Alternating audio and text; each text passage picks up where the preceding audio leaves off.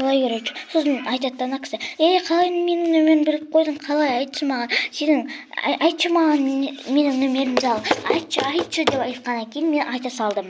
Бай, қазір мен сен үйіңе барам.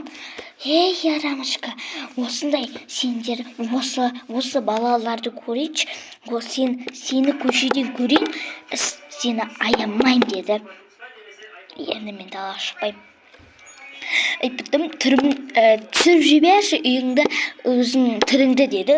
Мен бекерге түсіріп жібердім. Бағана келіп маған айқай-шу айтып кетті. Сұмдық жағая.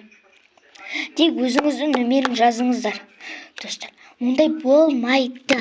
Өзіңіздің нөмеріңізді жазып, потом ғана істеңіз. Ондай болмайды. Ойлаймен жүрегім қазір төс тұрады. Жылағым не бар? Потом айтады, мектеп жүрегім төс деп тұр. Короче, неге звондайсың? Неге маған нөмер аударды?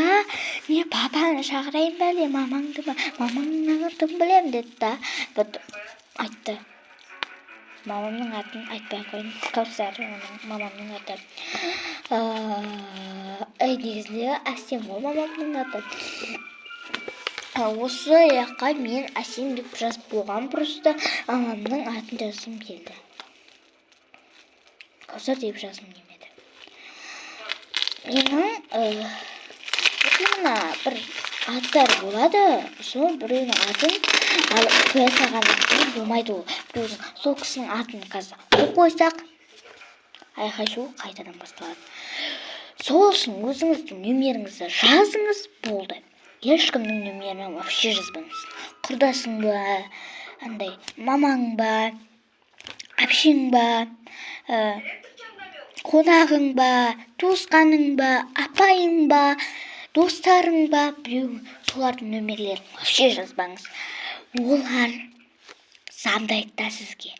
Потом маған қандай нөмер келді деп айқай-шу біздің үйге келіп, сіздердің үйдеріңізге келіп, потом сіздерге ұрсып кетті.